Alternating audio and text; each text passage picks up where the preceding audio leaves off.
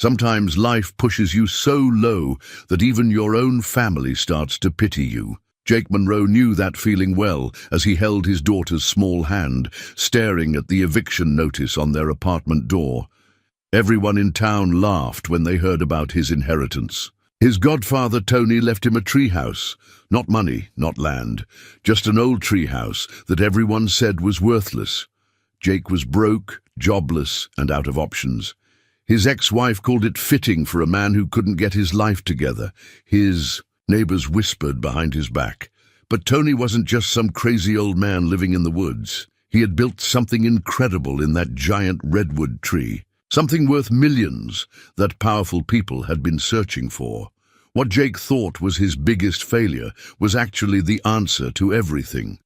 But when the whole world finds out what Tony really left him, will Jake be strong enough to protect it? Before we jump back in, tell us where you're tuning in from.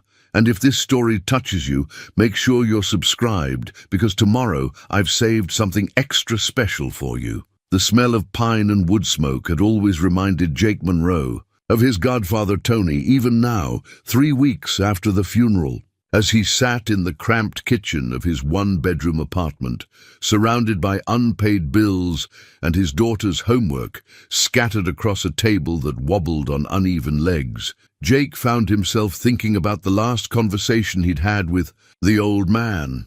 "You're a good father, Jake," Tony had said, his weathered hands wrapped around a steaming mug of coffee. "Better than you know. That little girl of yours sees the world differently because of you." At the time, Jake had laughed it off. Good fathers didn't get laid off from the lumberyard after 15 years. Good fathers didn't struggle to make rent every month. Good fathers certainly didn't end up with eviction notices taped to their doors while their 8-year-old daughters watched through the window. 8-year-old Rosie emerged from her bedroom now, her dark hair tangled from sleep, clutching the worn, stuffed rabbit that had been her constant companion since her mother left 2 years ago.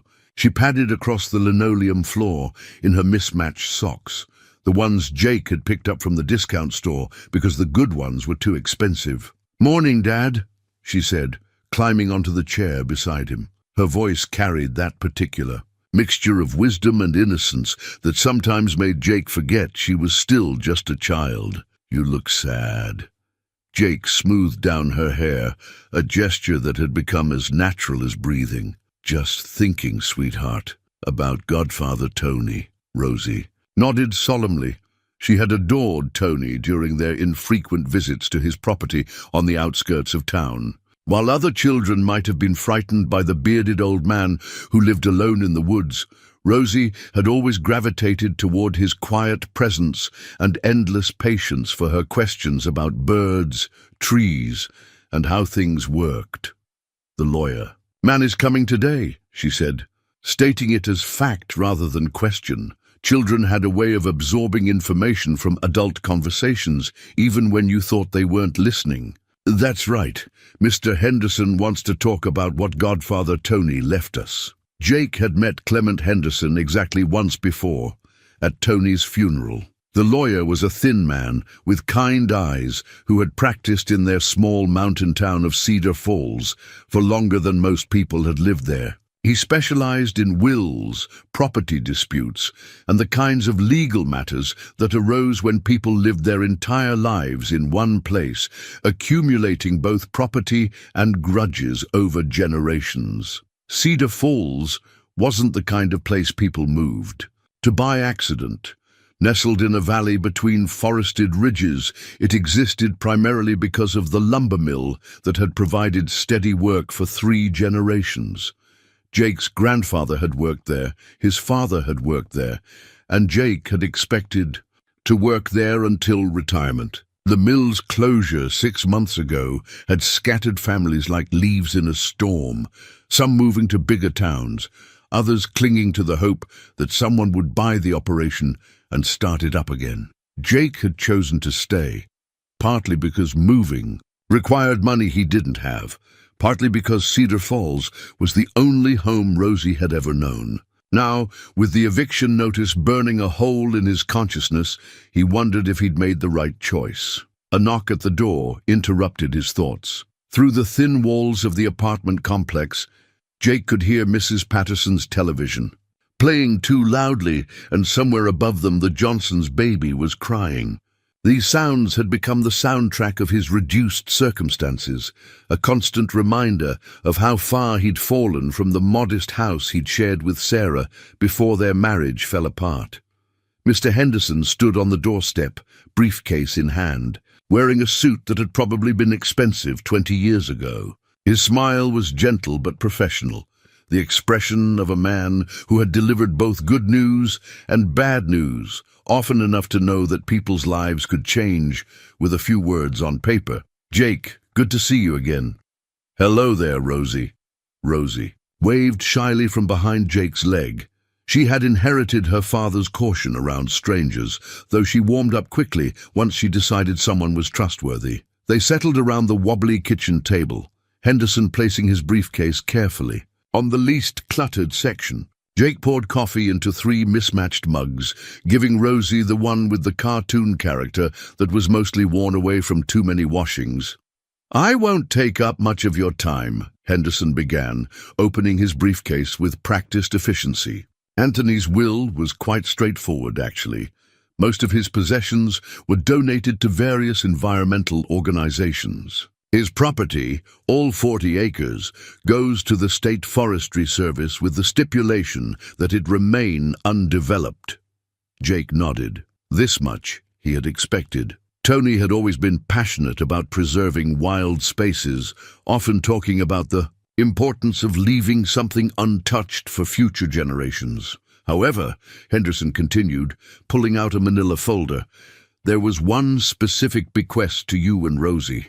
He smiled at the little girl, who had been listening with the intense concentration she brought to everything. Your godfather left you what he called the treehouse and all its contents. Jake felt his stomach drop. He had heard whispers around in town since the funeral, people talking about Treehouse Tony and his crazy inheritance. He had hoped the rumors were exaggerated. "Just the treehouse?" Jake asked. "Not the land it's on?" "Just the structure itself and a 20-foot radius around the base of the tree. The rest of the property transfers to the state." Henderson reached into the folder and withdrew something that made Rosie gasp with delight. It was a wooden key, but unlike any key Jake had ever seen. Carved from what looked like a piece of redwood, it was intricate beyond belief. Tiny leaves and vines spiraled around the shaft, and the head was shaped like a miniature tree with branches extending in perfect symmetry. The craftsmanship was extraordinary, each detail carved with the precision of someone who had spent countless hours perfecting the work. "Tony made this himself," Henderson said, placing it carefully on the table. "According to his instructions, this is the only key to the treehouse. He wanted you to have it, along with this letter." The envelope was thick, cream-colored paper that felt substantial beneath Jake's fingers. His name was written across the front in Tony's careful handwriting, the same script Jake remembered from birthday cards and the occasional note left on the windshield of his truck when Tony had borrowed. "Tools. Should I read it now?" Jake asked. Henderson shrugged. "That's up to you. Tony didn't specify." Jake looked at Rosie, who was examining the wooden key with wonder, turning it over in her small hands to study each carved detail. Her eyes met his, and he saw curiosity there, along with something that might have been hope. "Can we go see the treehouse, Dad?" she asked. "I remember it being really tall, but I was little then." Jake remembered their last visit to Tony's property, more than 2 years ago. Rosie had been 6 then, and they had taken a short hike through the woods to see the treehouse Tony had mentioned in passing. From what Jake recalled, it had been a simple wooden platform built around a massive redwood tree, accessible by a rope ladder. Rosie had been too small to climb up, and Tony had seemed almost relieved by that, as if he preferred to keep his private space truly private. Now, apparently, that private space belonged to them. "I suppose we should take a look at what we've inherited," Jake said, though the words felt strange in his mouth. Inherited, as if a tree house was something substantial, something that mattered. Henderson closed his briefcase and stood. The property is about 15 miles north of town, off Forest Service Road 247. Tony's instructions were quite specific. He wanted you to discover everything for yourself. He said you'd understand when you saw it. After the lawyer left, Jake sat at the kitchen table, turning the wooden key over in his hands. The weight of it surprised him. It was heavier than it looked, as if the wood itself carried the density of years and intention. "Dad," Rosie said quietly, "do you think Godfather Tony was trying to help us?" The question hit him harder than he expected. Jake looked at his daughter, really looked at her, and saw Tony's influence in the way she considered things carefully before speaking, in the way she found wonder in small details. Tony had always treated her as if her thoughts and observations mattered, something that had seemed so natural Jake had never thought about it consciously. "I think maybe he was, sweetheart. Can we go today? To see the treehouse?" Jake glanced at the eviction notice, still folded on the counter where he'd left it after showing it to Henderson. They had 2 weeks before the sheriff would come to escort them from the apartment. 2 weeks to figure out what came next. Maybe Tony's treehouse wouldn't solve anything. Maybe it was just a curious old man's whimsical gift, a wooden platform in the woods that would provide a few hours of distraction before reality set in again. But as Jake looked at the intricate key, at the care that had gone into creating something so beautiful and personal, he felt the first stirring of something he hadn't experienced in months.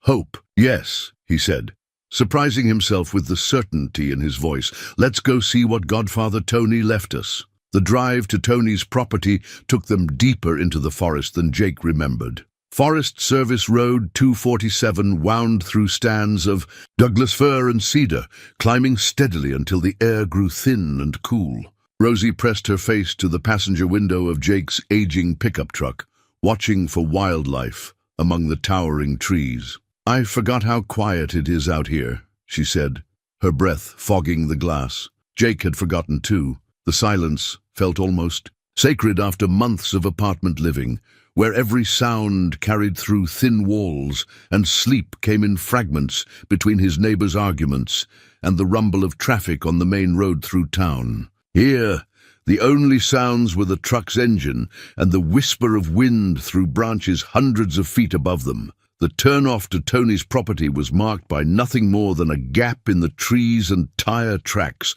worn into the forest floor. Jake followed the rough path for nearly a mile before it opened into a clearing where Tony's small cabin sat beside a vegetable garden that had gone wild with late summer growth. Jake parked beside the cabin and helped Rosie down from the truck. The wooden key felt warm in his pocket, as if it had absorbed heat from his body during the drive. Tony's instructions had been clear. The treehouse was accessible by following the marked trail that began behind the cabin. The trail was well maintained, wider than Jake had expected, with wooden markers every 100 yards or so bearing Tony's careful handwriting. Redwood Grove, 0.3 miles. Observation Point, 0.5 miles. Home, 0.8 miles. Home. Jake found that curious. Tony had lived in the cabin, not in whatever treehouse he'd built in the woods. "Dad, look," Rosie called from ahead on the trail. She was pointing at something carved into the bark of a massive cedar tree. It was Tony's signature, along with the date and a small symbol that looked like a stylized tree within a circle. As they walked deeper into the forest, Jake began to notice more signs of Tony's presence. Solar panels had been discreetly mounted among the tree branches, their surfaces angled to catch the filtered sunlight that made it through the canopy. A small stream ran parallel to the trail, but instead of crossing it directly, the path followed. A wooden boardwalk that elevated walkers above the water without disturbing the natural flow. Godfather Tony really loved this place, Rosie observed, running her hand along the smooth railing of the boardwalk. The comment made Jake think about his godfather in a new way. Tony had never married, never had children of his own. This forest This careful preservation and improvement of a wild space had been his way of nurturing something. Jake had always assumed Tony lived simply because he was eccentric or antisocial. Now he began to suspect there had been intention behind every choice. The trail curved around a massive boulder and suddenly opened into a grove of redwood trees that took Jake's breath away. He had seen redwoods before, but never this close. Never in a setting where he could truly appreciate their scale. The trees rose like cathedral columns, their trunks so vast that it would have taken a dozen people holding hands to encircle one. And there, in the center of the grove, was Tony's treehouse. Jake stopped walking and stared. This was not the simple wooden platform he remembered from his childhood visit. What he was looking at defied every assumption he'd made about his godfather's lifestyle and capabilities. The structure was built around and into the largest redwood tree, rising in multiple levels that seemed to grow organically from the trunk itself. Glass panels reflected the filtered sunlight, creating the impression that the treehouse was both solid and translucent. Cedar and steel formed graceful curves that followed the natural lines of the tree, as if the building had grown, rather than been constructed. "Oh my," Rosie whispered. Jake walked closer, his neck craning to follow the structure upward. The treehouse rose at least 60 feet into the air, with multiple levels connected by what appeared to be a spiraling walkway that wrapped around the trunk. At the base, a sophisticated entry system awaited them. No rope ladder, but a beautifully crafted door made from the same redwood as the key. The lock was unlike anything Jake had ever seen. Instead of a traditional keyhole, there was an intricate wooden mechanism that seemed to await Tony's carved key. Jake pulled it from his pocket with hands that had begun to shake slightly. "Are you nervous, Dad?" Rosie asked. "A little," Jake admitted. He was beginning to understand that whatever Tony had built here was far beyond a simple treehouse. The solar panels he'd noticed along the trail were feeding power to something, and the sophisticated entry system suggested technology he hadn't expected. The wooden key slid into the mechanism with a satisfying click. Jake turned it, expecting to hear the simple tumbler of a standard lock. Instead, the mechanism responded with a series of soft chimes, like wind bells tuned to a perfect harmony. The door swung open silently, revealing an interior that made Jake's assumptions crumble entirely. The entry level was circular, following the curve of the tree trunk, with windows that provided panoramic views of the forest. But it was the technology that stopped Jake in his tracks. Embedded seamlessly into the wooden walls were touchscreens, showing what appeared to be environmental readings: temperature, humidity, wind speed, solar energy generation. A central console displayed a three-dimensional map of the surrounding forest, with various monitoring points marked in different colors. "Dad," Rosie said in a small voice, "I don't think this is just a tree house." Jake was beginning to reach the same conclusion. The craftsmanship was extraordinary, but more than that, the integration of technology and nature was unlike anything he'd seen. Whoever had designed and built this structure had possessed knowledge and resources far beyond what Jake had imagined Tony capable of. A spiral staircase led to the upper levels, crafted from the same redwood as the key and door. Each step was perfectly fitted, worn smooth but solid. As they climbed, Jake noticed that the tree's living wood had been preserved wherever possible. The structure seemed to embrace the tree rather than fight it, accommodating the natural growth, patterns and seasonal movements of the massive redwood. The second level contained what could only be described as a laboratory. Workbenches lined the curved walls, equipped with tools and equipment that Jake couldn't identify. Glass-fronted cabinets displayed an array of devices and components, all organized with scientific precision. At the center of the room, a large display screen showed rotating images of what appeared to be technical blueprints. "Look at this, Dad," Rosie called from beside one of the workbenches. She was examining a device the size of a shoebox, covered in solar panels and connected to what looked like water filtration equipment. A small placard beside it read, portable water purification system. Prototype 7. Jake moved closer to examine the device. The engineering was elegant, with clean lines and an efficiency of design that spoke of countless hours of refinement. This wasn't the work of a hobbyist or eccentric hermit. This was advanced environmental technology, the kind of innovation that companies spent millions of dollars developing. The third level took their breath away entirely. It was clearly Tony's living space, but unlike any home Jake had ever seen. The room was circular, with floor-to-ceiling windows providing a 360-degree view of the forest canopy. Furniture was built into the structure itself, a bed that folded into the wall, a kitchen area with appliances that seemed to run entirely on solar power, a sitting area with chairs carved from single pieces of wood. But it was the fourth level that made Jake understand the true scope of what they had inherited. The top level was an observation deck, open to the sky but protected by a retractable glass dome. As they emerged onto the platform, Jake realized they were standing level with the crowns of the surrounding trees, looking out over a forest canopy that stretched to the mountains beyond. The silence was profound, broken only by the whisper of wind through the highest branches. "Dad," Rosie said, pointing to a bank of solar panels that crowned the structure, "how much do you think this all cost?" Jake had been wondering the same thing. The treehouse, no, the research facility, represented an investment that had to be in the hundreds of thousands of dollars, possibly more. The technology alone was worth more than Jake made in several years at the lumber yard. "I don't know, sweetheart. A lot."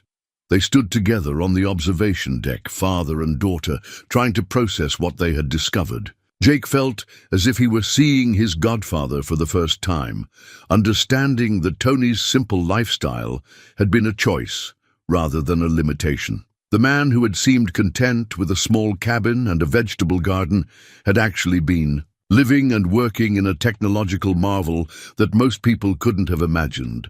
A soft chime drew their attention to a panel Jake hadn't noticed before. A message was scrolling across a small screen.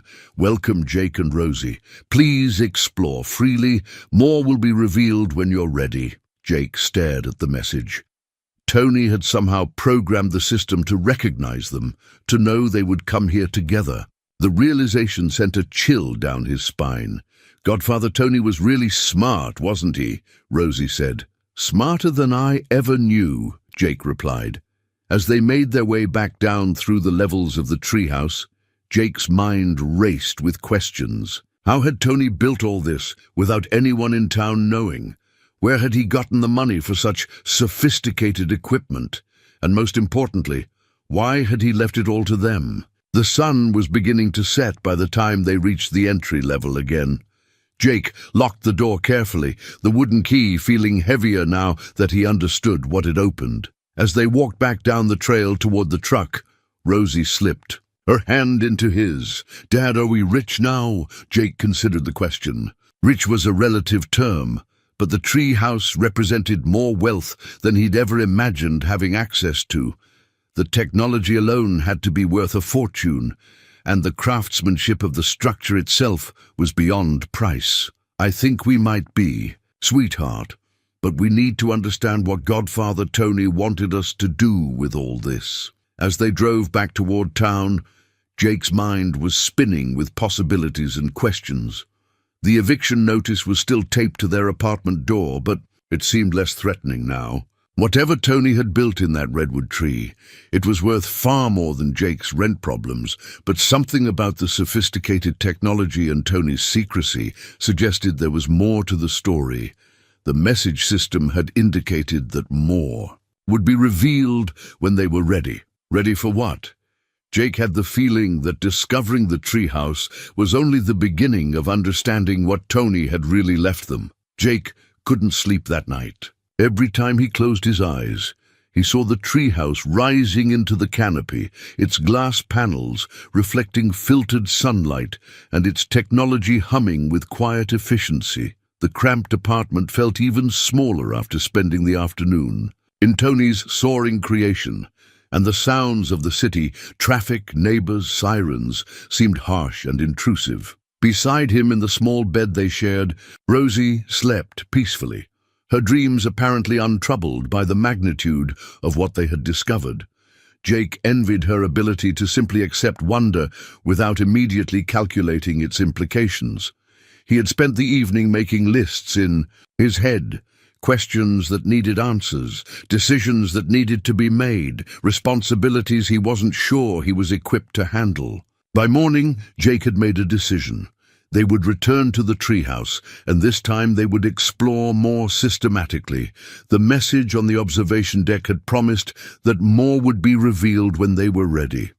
Jake wasn't sure what being ready meant, but he suspected it had something to do with understanding what Tony had actually been working on in that forest laboratory.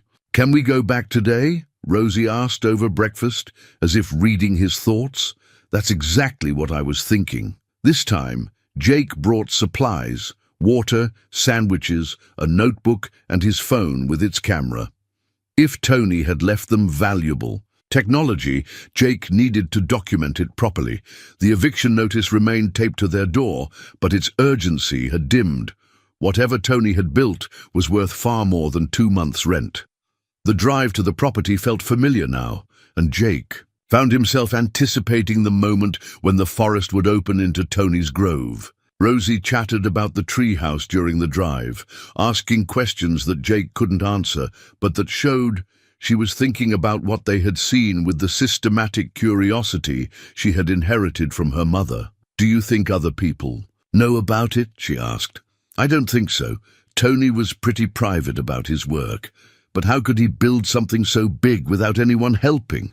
It was a good question. The treehouse wasn't something one person could have constructed alone, not with the sophisticated technology and precision craftsmanship they had observed. Someone had helped Tony, or he had hired crews and somehow convinced them to keep quiet. About the project, when they reached the grove, Jake approached the treehouse with more confidence. The wooden key felt comfortable in his hand now, and the chiming lock mechanism seemed to welcome them back. Inside, the environmental displays showed slightly different readings than the day before, confirming that the systems were actively monitoring the forest conditions. "Let's start with the laboratory level," Jake said. "I want to understand what Tony was actually working on." The second-level laboratory was even more impressive in daylight.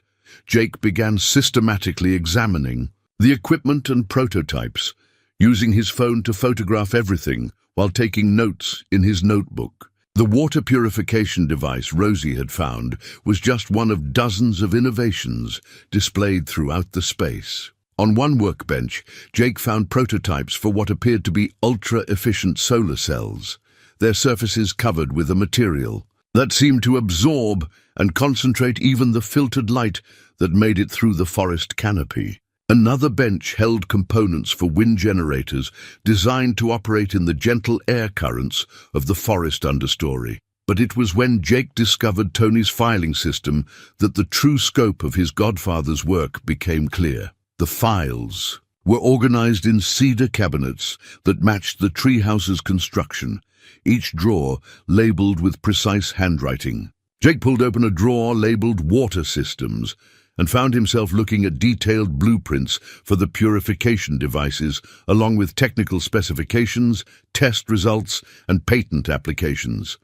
Patent applications. Jake stared at the official documents, trying to process what he was seeing. Tony hadn't just been tinkering with environmental technology, he had been developing patentable innovations with commercial potential. "Dad, look at this!" Rosie called from across the laboratory.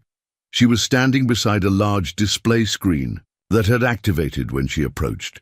The screen showed a 3-dimensional rotating image of what appeared to be a house, but not like any house Jake had ever seen. The structure seemed to grow from the landscape, its walls curving organically, and its surfaces covered with vegetation. Text scrolled beside the image. Integrated living system, prototype housing for climate resilience. Jake joined Rosie at the display. Using touch controls that responded intuitively, he was able to rotate the image and zoom in on different sections of the design. What he saw was breathtaking, a completely self-sufficient dwelling that generated its own power, purified its own water, grew its own food, and integrated so completely with the natural environment that it seemed to disappear into the landscape. "This is what Godfather Tony was really working on," Jake said, his voice filled with wonder. He wasn't just building a tree house, he was designing the future. Jake spent the next hour exploring the display system, discovering that it contained dozens of innovative designs. Solar collectors that looked like leaves, wind generators disguised as trees, water systems that mimicked natural stream flow, food production systems that worked with, rather than against, natural ecosystems. Each design was accompanied by detailed engineering specifications, cost projections, and environmental impact assessments. This wasn't the work of an eccentric hermit. It was the research and development program of a visionary environmental engineer. In another filing cabinet, Jake found Tony's personal notebooks. The handwriting was familiar, the same careful script he remembered from birthday cards, but the content revealed a mind engaged with complex technical challenges and ambitious goals. The future of human civilization depends on learning to live within natural systems rather than replacing them. One entry read, "We must design communities that enhance rather than degrade the environments that sustain us. The technology exists. What we lack is the wisdom to implement it on a scale that matters." Jake read entry after entry, each one revealing more of Tony's vision and dedication. His godfather hadn't been hiding in the woods, he'd been working to save the world. "Rosie, come look at this," Jake called. She joined him at the notebook, reading over his shoulder with the concentration she brought to all text. "Godfather Tony wanted to help the Earth," she said simply. "I think he did more than want to help," Jake replied. "I think he figured out how." As they continued exploring the laboratory, Jake began to understand that they had inherited more than a treehouse or even advanced technology. They had inherited a mission. Tony had spent years, possibly decades, developing solutions to environmental challenges that were becoming more urgent every year. The treehouse itself was a proof of concept, demonstrating that sophisticated human living could exist in harmony with natural systems. The question was, what did Tony expect them to do with this inheritance? Jake found part of the answer in a folder labeled Implementation Strategy. The documents inside outlined plans for sharing Tony's innovations with the world, but not through traditional commercial channels. Instead, Tony had envisioned a foundation that would freely distribute the technology to communities that needed it most. Places threatened by climate change, water scarcity, or energy poverty. The goal is not profit, but proliferation. 1. Document explained. These technologies must reach the people and places where they can do the most good, regardless of their ability to pay. Jake sat back in Tony's chair, trying to process the implications. His godfather had left them not just wealth, but responsibility. The tree house and its technology represented years of work toward a goal that was larger than personal success or financial security. "Dad," Rosie said quietly, "do you think we're supposed to continue Godfather Tony's work?" Jake looked at his daughter, seeing Tony's influence in the thoughtful way she considered complex questions. "I think maybe we are, sweetheart, but I'm not sure we're qualified for something this important. Godfather Tony must have thought we were," she replied with the simple logic of childhood. "Otherwise, he wouldn't have left it to us." As afternoon shadows began to lengthen across the laboratory, Jake made copies of the most important documents and files. He needed time to study and understand what Tony had really been working on, and he needed to research the commercial potential of the innovations they had inherited. But first, he needed to understand who else might know about Tony's work. In a file labeled Correspondence, Jake found letters and emails that made his blood run cold. Companies were indeed interested in Tony's innovations, very interested. Environmental technology firms, energy corporations, and government agencies had all attempted to contact Tony over the years, some offering to buy his patents, others threatening legal action if he didn't share his research. The most recent letter was dated just 2 months before Tony's death. It was from a company called Meridian Energy Solutions, and the tone was distinctly threatening. "Mr. Kovac," it read, "our patience with your refusal to cooperate is wearing thin. The technologies you have developed represent significant commercial opportunities that could benefit millions of people. Your selfish hoarding of these innovations borders on criminal negligence. We strongly advise you to reconsider our generous offer before we are forced to pursue other options." Jake felt a chill that had nothing to do with the forest air. If companies like Meridian Energy Solutions knew about Tony's work, they would soon know about the inheritance. And if they had been threatening Tony, they might not hesitate to pressure Jake as well. "Dad, you look worried," Rosie observed. "I think we might have inherited more than just a treehouse and some technology," Jake said carefully. "I think we might have inherited some problems too." As they locked up the treehouse and walked back toward the truck, Jake's mind was racing.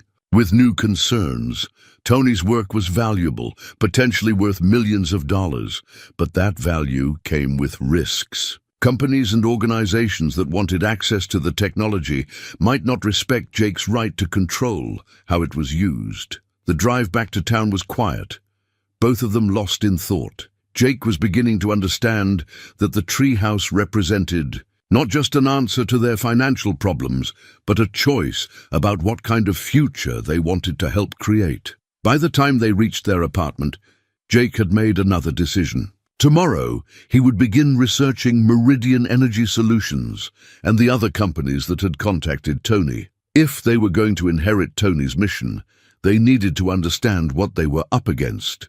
The eviction notice was still taped to their door, but now it seemed like the least of their worries. Jake spent the next morning at the Cedar Falls Public Library, using their internet connection to research the companies that had been contacting Tony. What he discovered made him understand why his godfather had been so secretive about his work. Meridian Energy Solutions was a subsidiary of a multinational corporation with a history of acquiring small technology companies and their patents, often through aggressive legal tactics.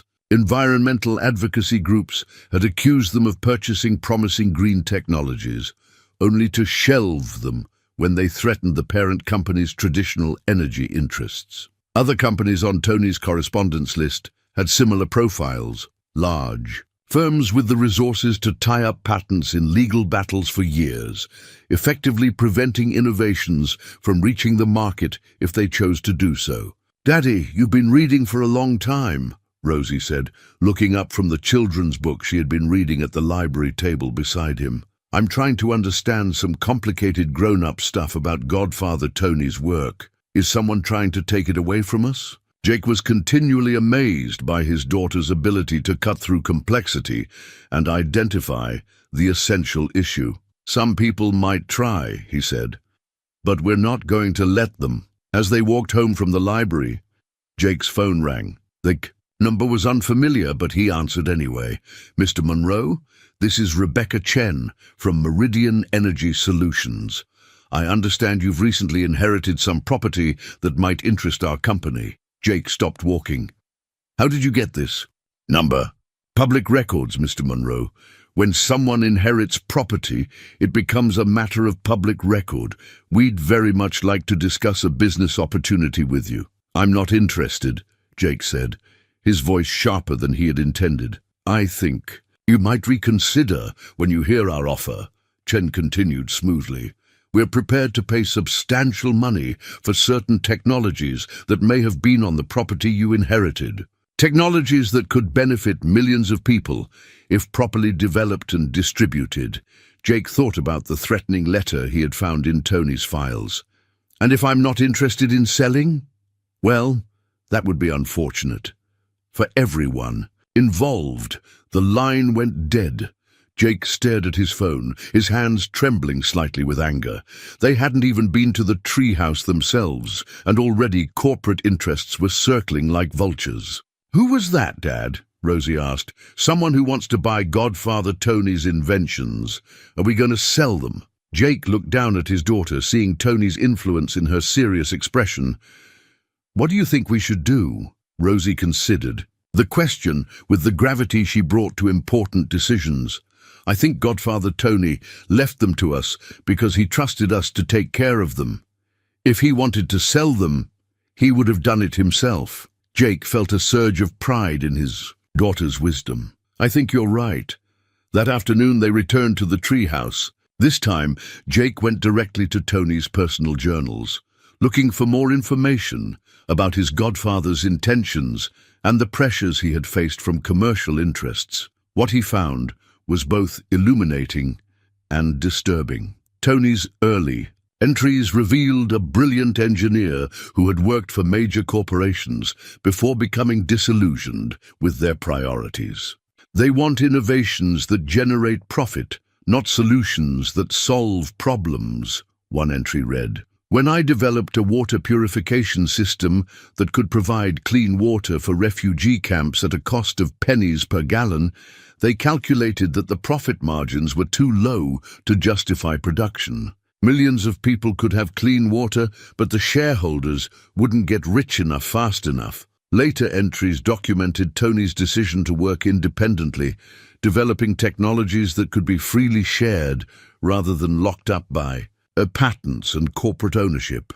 "If I can create solutions that communities can build and maintain themselves using local materials and simple techniques, then no corporation can control who has access to clean water, renewable energy, or sustainable housing." Jake began to understand that Tony's isolation hadn't been about avoiding people. It had been about avoiding corporate pressure to commercialize his work in ways that would limit its benefit to humanity. "Dad, look at this," Rosie called from across the laboratory. She was examining a thick folder labeled "Letters to Jake." Inside were dozens of letters addressed to him, organized by date, the earliest from more than 5 years ago. Jake opened the first letter with hands that had begun to shake. "Dear Jake," it began in Tony's familiar handwriting. "If you are reading this, then I am gone, and you have inherited the work of my lifetime. I know this responsibility seems overwhelming, but I chose you carefully. You have something that most people lack, the integrity to choose what's right over what's profitable." Jake read through letter after letter, each one revealing more of Tony's plan and expectations. His godfather had been preparing Jake for this inheritance for years, watching how he handled challenges and setbacks, observing his dedication to Rosie despite the difficulties of single parenthood. "You've never taken the easy path when it would hurt someone else," one letter explained. "You've worked honest jobs for honest pay, even when dishonest shortcuts were available. You've put Rosie's well-being ahead of your own comfort.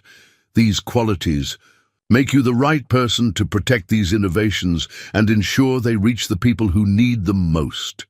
The final letter was dated just 1 month before Tony's death. "The pressure from corporations is increasing," it read.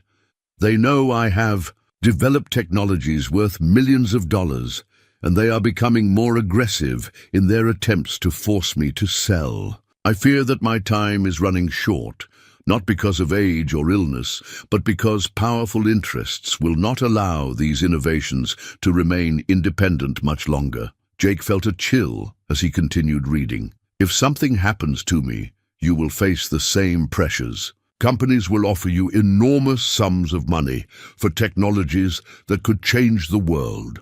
The temptation to accept will be strong, especially given your financial struggles.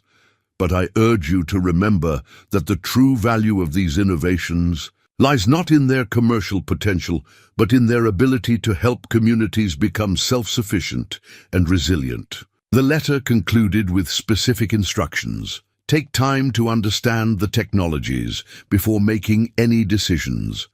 Learn how they work, who could benefit from them, and what would happen if they were controlled by corporations instead of communities. Only then will you be able to make choices that honor the work and the people it was meant to serve. Godfather Tony was really worried about something, wasn't he? Rosie observed, reading over Jake's shoulder. He was worried about the same thing I'm worried about now, Jake replied. People who want to control his inventions instead of sharing them. As afternoon turned to evening, Jake explored more of Tony's documentation, finding detailed plans for sharing the technologies with communities around the world.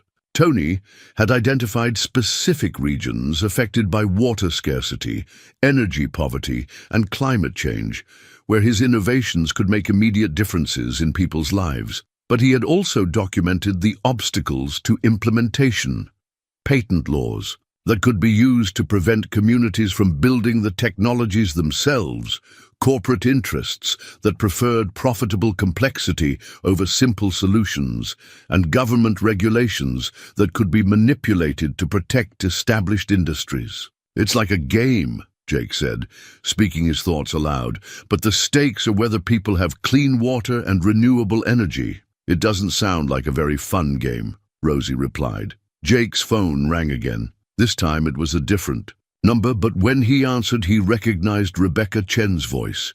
Mr. Monroe, I hope you've had time to consider our conversation. We're prepared to make you a very generous offer for any environmental technologies that might be on your inherited property. I told you I'm not interested. That's unfortunate, because we have reason to believe you've inherited technologies developed by Anthony Kovac. Those technologies represent intellectual property that may rightfully belong to our company. Jake felt his anger flare. Those technologies belong to me. Tony left them to me legally. Legal ownership can be complex, Mr. Monroe. Patents can be challenged. Technologies can be claimed by prior inventors. We would prefer to handle this as a business transaction rather than a legal dispute. Are you threatening me? I'm informing you of the realities of intellectual property law. We strongly encourage you to accept our offer before the situation becomes more complicated. This time Jake hung up before Chen could continue. His hands were shaking with anger and something that might have been fear. Dad, are you okay? Rosie asked. Jake looked at his daughter, then at the laboratory around them filled with Tony's life work. I'm okay, sweetheart, but I think we need to learn more about what Godfather Tony built and why it's so important. As they locked up the treehouse and walked back toward the truck, Jake made a decision. He would spend the next few days studying Tony's technologies and plans until he understood them well enough to make informed choices about their future. But first, he needed to find someone who could help them protect what they had inherited. From people who wanted to control it. The eviction notice was waiting for them when they returned to the apartment, but Jake barely glanced at it. They had bigger challenges now, and potentially greater opportunities. Tony had trusted them with his life's work. Jake was determined to prove worthy of that trust. Jake decided they needed to stay at the treehouse for several days to properly understand what Tony had built. The apartment held nothing for them now except the pressure of unpaid bills and corporate phone calls, while the treehouse offered both sanctuary and the answers they needed. It's like camping, but with better technology, Rosie observed as they packed supplies for an extended stay. Jake had called the apartment complex manager and arranged to move out early, citing family circumstances. The security deposit would cover most of what they owed. And frankly, the treehouse was more comfortable than their cramped apartment had ever been. The living level of the treehouse revealed new wonders every day. The kitchen operated entirely on solar power stored in battery systems so advanced that Jake had never heard of the technology.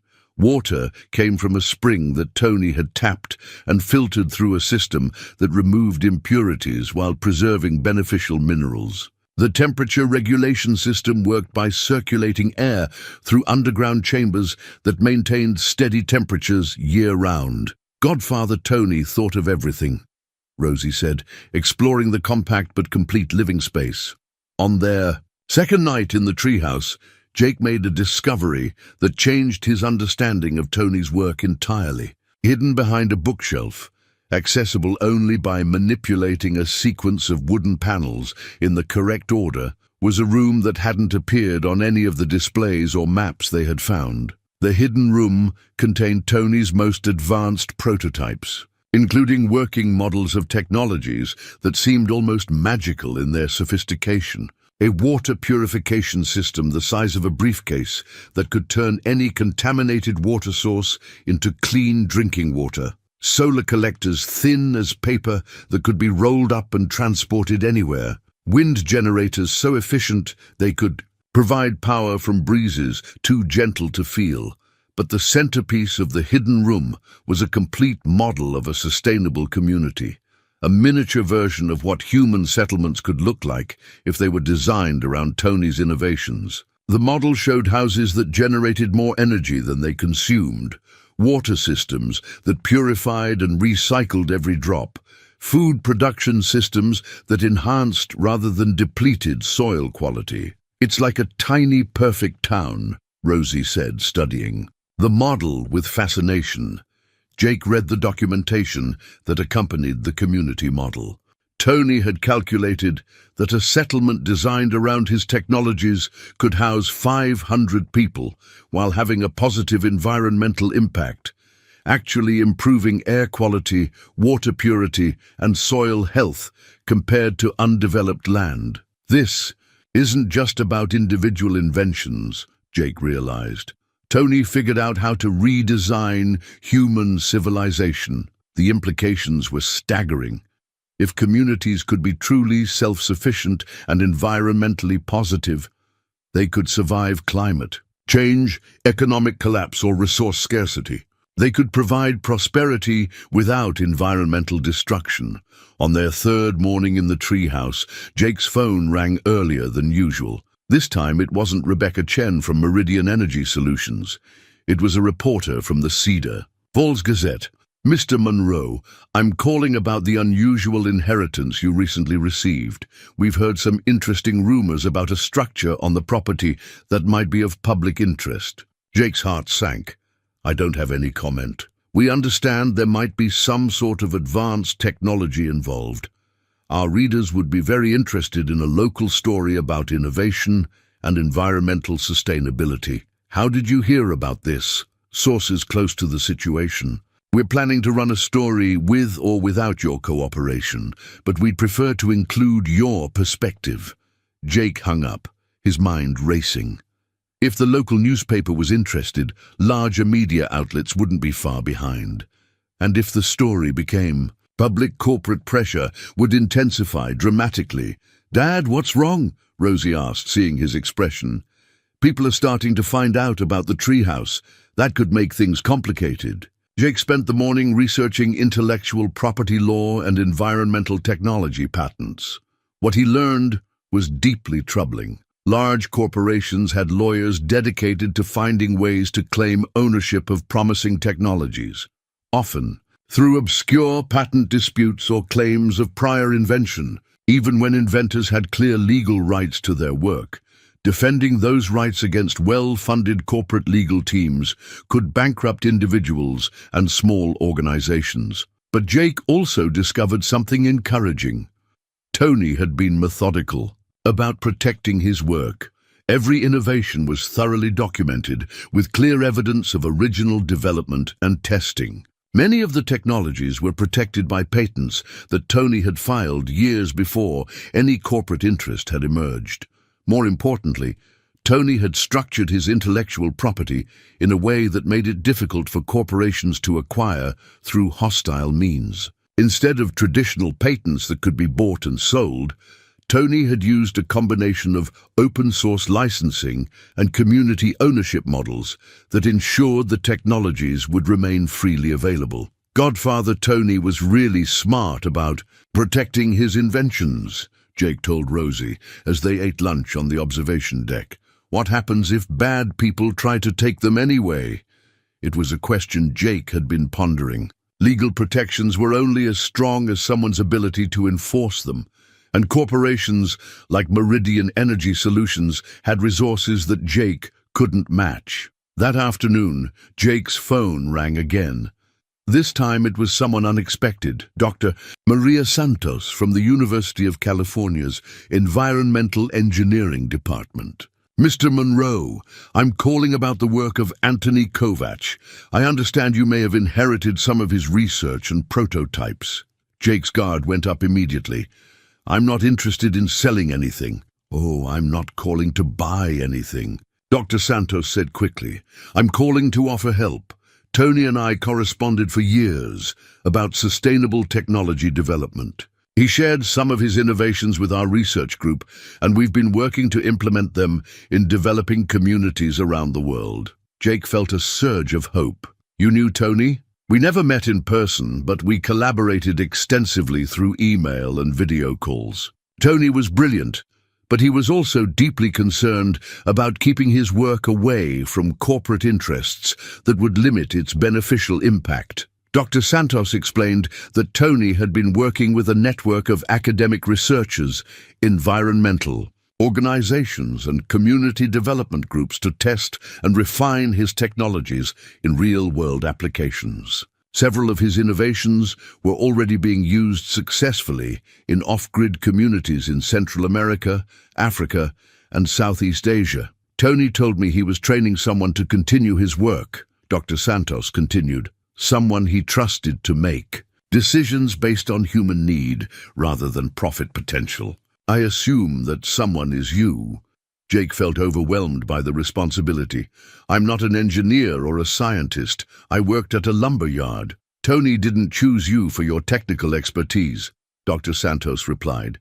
He chose you for your character. The technical knowledge can be learned. Integrity and good judgment can't be taught. Dr. Santos offered to connect Jake with the network of organizations that had been working with Tony, and to provide legal and technical support to help protect his innovations from corporate appropriation. She also warned him that media attention would bring both opportunities and dangers. Environmental technology is a multi-billion-dollar industry, she explained. Companies that control traditional energy sources see innovations like Tony's as existential threats. They will use every legal and financial tool available to prevent these technologies from reaching communities that could benefit from them. After the call, Jake felt both encouraged and daunted. Tony had built more than individual innovations. He had created a movement towards sustainable community development. But that movement was under threat from powerful interests that preferred profitable complexity over simple solutions. Dad, Rosie said that evening, as they watched the sunset from the observation deck, do you think we can really help people with Godfather Tony's inventions? Jake looked at his daughter, silhouetted against the forest canopy, and felt a clarity he hadn't experienced in months. I think we have to try, sweetheart. Tony trusted us with something important, and there are people who need these technologies. Even if it's scary, especially if it's scary, the most important things usually are. That night, as Rosie slept in the comfortable bed that folded down from the treehouse wall, Jake stood on the observation deck, looking out over the forest. The solar batteries provided gentle lighting that didn't interfere with the stars, and the silence was broken only by the whisper of wind through branches and the distant call of an owl. For the first time since his layoff from the lumberyard, Jake felt a sense of purpose that went beyond paying bills and avoiding eviction. Tony had left them more than a home and financial security.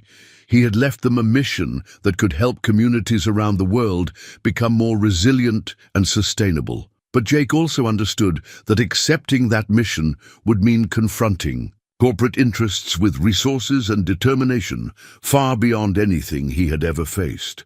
The phone calls from Meridian Energy Solutions were just the beginning. If Tony's technologies were as valuable as they appeared, much larger forces would soon become involved, As he finally went to bed, Jake made a decision that surprised him with its certainty. They would stay at the treehouse, learn everything they could about Tony's work, and find ways to continue his mission of developing and sharing sustainable technologies. The eviction notice was still taped to their old apartment door, but it no longer mattered. They had found a new home and a new purpose. Now they just had to figure out how to protect both from people who wanted to control what Tony had created. Jake woke the next morning to find 3 news vans parked at the edge of Tony's property. Somehow, reporters had located the treehouse and camera crews were setting up equipment at the forest edge, apparently waiting for permission to approach. The structure. "Dad, there are people with cameras outside," Rosie said, peering through the treehouse windows with the caution of a child who understood that not all attention was welcome. Jake's phone had been buzzing with calls since dawn. Reporters, corporate representatives, and curiosity seekers who had heard rumors about an unusual inheritance in the forest. He had stopped answering after the 5th call from different news organizations, but one call he did take was from Dr. Santos, who had disturbing news. "Jake, I need to warn you about something. Our research network has been monitoring corporate patent filings, and Meridian Energy Solutions filed preliminary claims yesterday on technologies that sound suspiciously similar to Tony's innovations." Jake felt his stomach drop. How is that possible? They don't even have access to Tony's work. They don't need access to filed preliminary claims. They just need descriptions that are close enough to create legal uncertainty. Then they can use the legal process to force you into negotiations or costly court battles. Dr. Santos explained that this was a common corporate strategy, filing broad patent claims that might overlap with independent innovations, then using the threat of expensive litigation to pressure inventors into licensing agreements or outright sales. Tony anticipated this, she continued. He documented everything meticulously, specifically, to defend against patent trolling. But you'll need legal representation to fight it, and that costs money you probably don't have. What do you suggest? Accept help. Tony was part of a network of organizations dedicated to keeping sustainable technologies freely available. We have lawyers, funding, and political connections, but you'll need to be public about Tony's work and your intentions for continuing it. Jake looked out at the news crews, setting up their equipment. I think that decision might have been made for us. After discussing strategy with Dr. Santos, Jake made a decision that felt both terrifying and inevitable. He would hold a press conference, show the world what Tony had built, and announce his intention to continue his godfather's work of developing and sharing sustainable technologies. Are we really going to talk to all those reporters? Rosie asked. We're going to tell them about Godfather Tony's work and why it's important, Jake replied. Sometimes the best way to protect something is to make sure everyone knows about it. Jake spent the morning preparing for what might be the most important conversation of his life. He reviewed Tony's documentation, practiced explaining the technologies in language that non-engineers could understand, and prepared answers for questions about his plans for the inheritance. At noon, Jake and Rosie walked down the trail toward the waiting reporters. Jake carried a folder of Tony's innovations and a determination to honor his godfather's vision, regardless of the corporate pressure that would surely follow. The press conference took place at the edge of the grove, with the massive redwood trees providing a dramatic backdrop. Jake had expected a handful of local reporters, but the crowd included national news crews, environmental journalists, and what appeared to be corporate representatives taking notes from the back of the group. My name is Jake Monroe, he began, his voice steadier than he had expected. 3 weeks ago, my godfather Anthony Kovacs died, and left me what everyone in town called a worthless treehouse. What he actually left me was 30 years of revolutionary, environmental technology and a mission to share it with communities that need it most. Jake gestured toward the treehouse rising into the canopy behind him. Tony wasn't a crazy hermit living in the woods.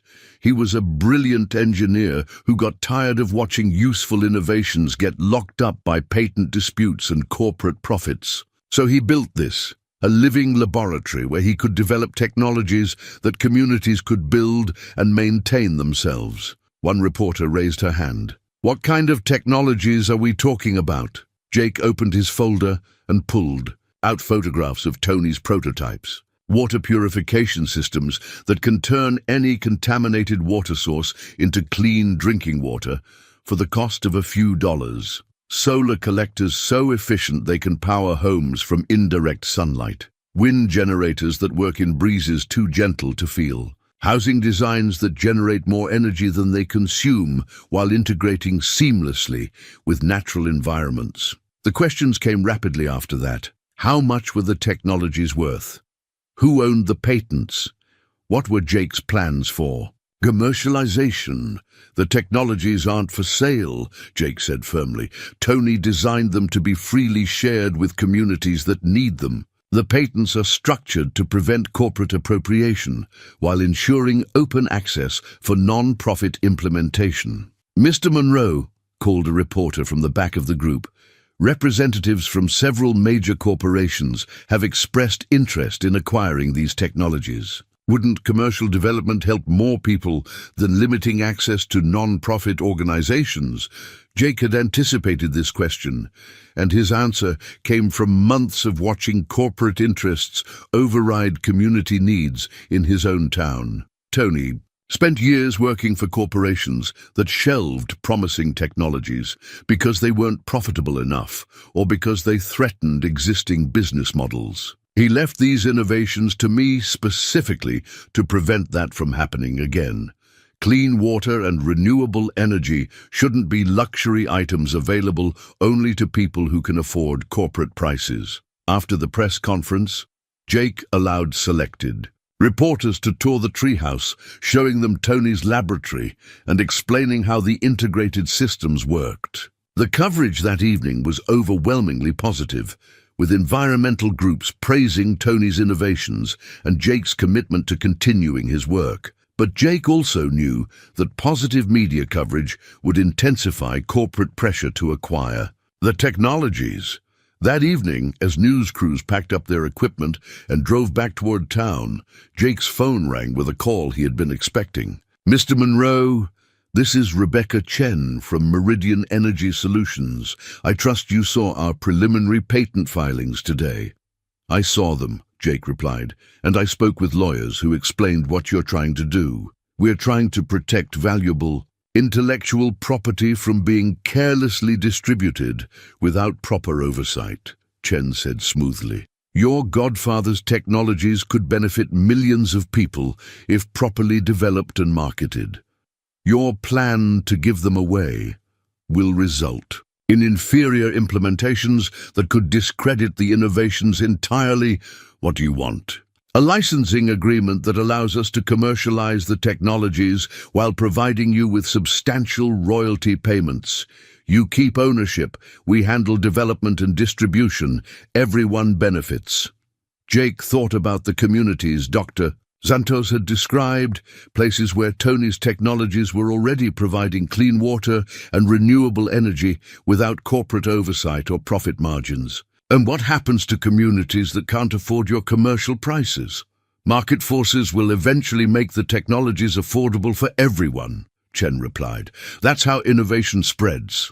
That's not how Tony wanted it to spread." "Mr. Monroe, I'm trying to offer you a reasonable solution to a situation that could become very expensive for you. Patent disputes can take years to resolve and cost hundreds of thousands of dollars in legal fees. Are you threatening me again? I'm informing you of the realities of intellectual property law. We filed our preliminary patents in good faith, based on our own research and development. If there are conflicts with your godfather's patents, the courts will have to resolve them." After Chen hung up, Jake stood on the observation deck looking out over the forest. The solar batteries hummed quietly, storing energy from the day's sunlight. The water purification system cycled gently, ensuring a constant supply of clean water. The integrated systems that Tony had built worked in harmony with the natural environment, proving that human technology could enhance rather than degrade the world around it. "Dad," Rosie said, joining him on the deck, "are you worried about the patent people?"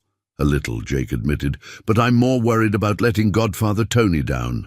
"I don't think he'd be disappointed in us," Rosie said with the certainty that children brought to important truths. "We're trying to do what he wanted." Jake looked at his daughter, realizing that she understood Tony's mission as clearly as he did, perhaps more clearly. "You're right, sweetheart. We are doing what he wanted." That night, Jake made a series of phone calls to the network of organizations that Dr. Santos had described. Environmental lawyers offered to defend Tony's patents pro bono. Community development. Groups shared stories of places where similar technologies had transformed lives. Academic researchers proposed collaborations to refine and test new innovations. By morning, Jake understood that they weren't alone in this fight. Tony had built more than individual technologies. He had created a movement towards sustainable community development. That movement had allies with resources, expertise, and determination to match anything that corporate interests could bring to bear. The question was whether Jake and Rosie were ready to become the public faces of something larger than themselves, something that could change how human communities related to the natural world. 2 days after the press conference, Jake discovered something that changed everything he thought he knew about Tony's inheritance. While exploring the treehouse's lower levels more systematically, Rosie found a hidden panel in the laboratory floor that Jake had missed entirely. "Dad, this piece of wood feels different," she said, running her fingers along what appeared to be a seamless section of the floor. When Jake examined the area Rosie had indicated, he found a wooden mechanism similar to the lock on the main door. Intricate, carved with the same precision as Tony's key, and clearly designed to be opened. By someone who understood the pattern, Jake spent an hour manipulating the wooden panels before he heard the familiar chime that indicated success. A section of the laboratory floor rose smoothly, revealing stairs that descended into the earth beneath the massive redwood tree. "There's more?" Rosie asked, her eyes wide with wonder. "Apparently there's a lot more." The stairs led down 20 feet into what could only be described as an underground research facility. Solar lighting activated automatically as they descended, revealing a space that was larger and more sophisticated than anything they had seen above ground. The underground laboratory contained equipment that Jake couldn't identify, prototypes that seemed decades ahead of current technology, and documentation that made him realize Tony's work was far more advanced than he had imagined. But it was the central display screen that stopped Jake in his tracks. As they approached, it activated automatically, showing a 3-dimensional map of the world with hundreds of points marked in different colors. "Welcome to the Global Sustainability Network," a recorded voice said. Tony's voice, but speaking with an authority and confidence that Jake had never heard from his godfather. "If you're seeing this, then you've inherited not just my laboratory, but my role in coordinating the world's most advanced environmental technology development program." Jake stared at the display as Tony's recorded message continued. "For the past 15 years, I haven't been working alone. The research facility you've discovered is one of 12 similar installations around the world, each developed by engineers and scientists who shared my vision of freely available sustainable technology." The map zoomed in on various marked locations: a mountain laboratory in Switzerland, a desert research station in Morocco, an island facility in the Philippines. Each location was connected to the others by communication links that allowed researchers to share innovations and coordinate development. The treehouse you inherited is the North American Coordination Center for a global network, dedicated to developing and distributing environmental technologies that corporations can't control, Tony's voice explained. The researchers at these Facilities have been working together to create solutions for climate change, water scarcity, energy poverty, and sustainable food production. Jake felt dizzy as the implications became clear. Tony hadn't been a lonely hermit developing technologies in isolation. He had been coordinating a worldwide network of environmental innovators, and now Jake had inherited responsibility for continuing that coordination. Each facility specializes in different aspects of sustainable technology. The recording continued. Our location focuses on integrated community systems, how individual innovations can work together to create completely self-sufficient settlements. Other facilities specialize in water purification, renewable energy, sustainable agriculture, and climate adaptation. The display showed communications logs indicating that the global network was active and ongoing. Researchers at other facilities had been waiting for someone to take over Tony's coordination role. The corporate pressure you're experiencing is nothing new, Tony's voice continued, as if anticipating Jake's concerns.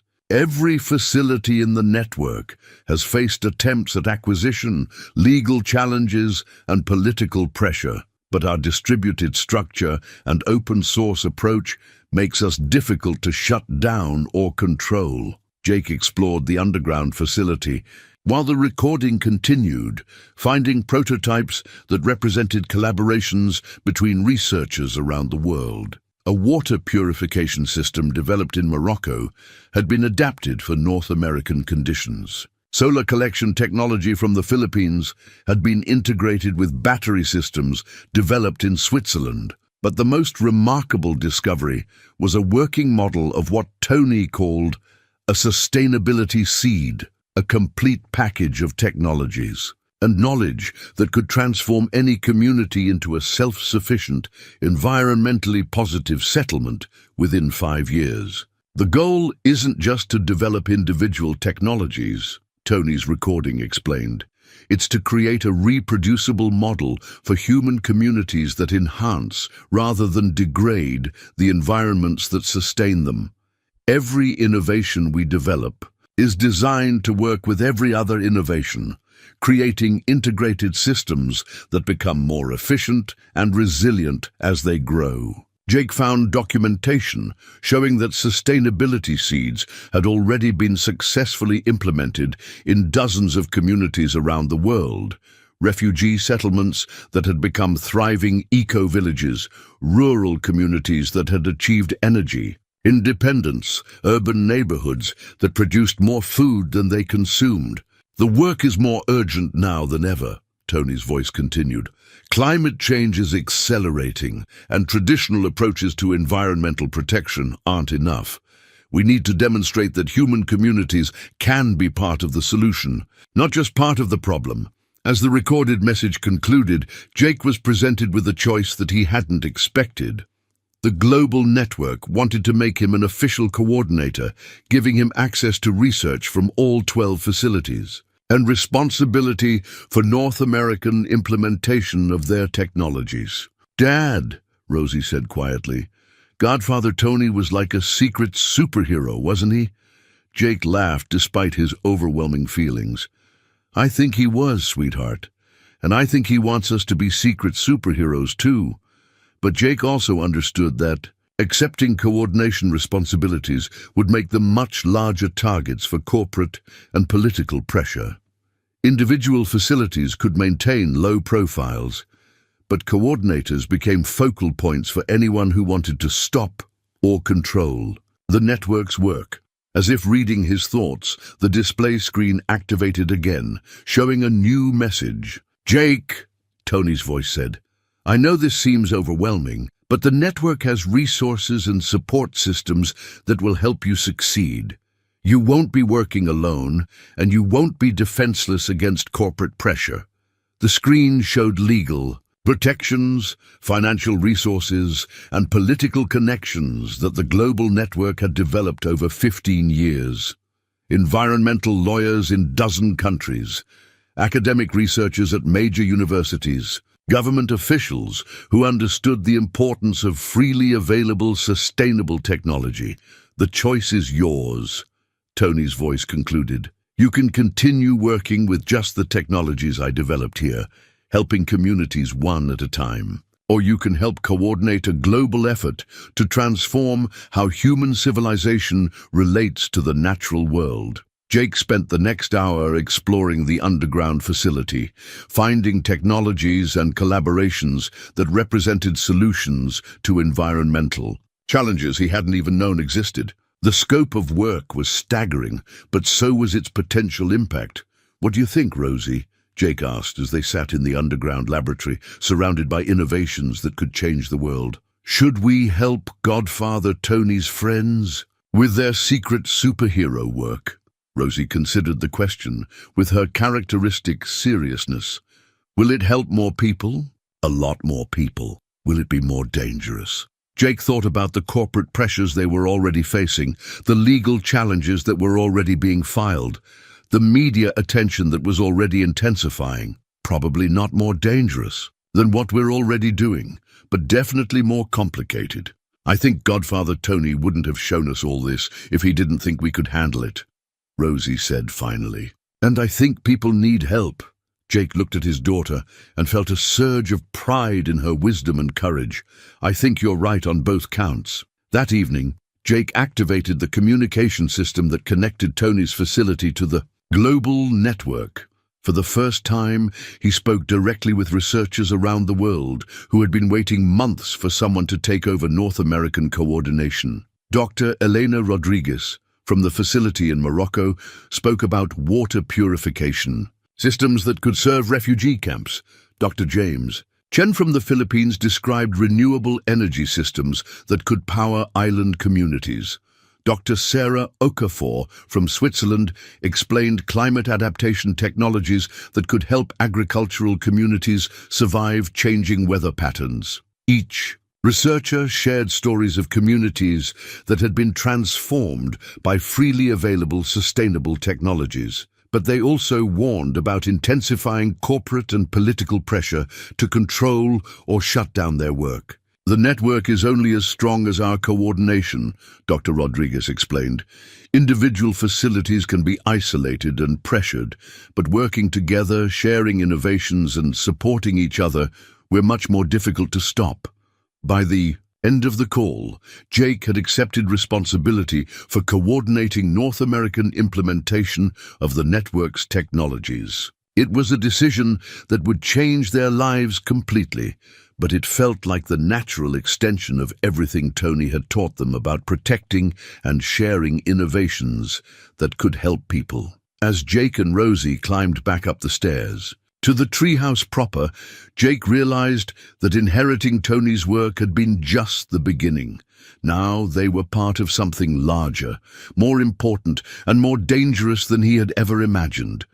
But they were also part of a global community, dedicated to proving that human technology could heal rather than harm the world. And that felt like the most important work they could possibly do. Jake's decision to join the global network triggered events that escalated faster than he had anticipated. Within days of his first coordination call, corporate pressure intensified.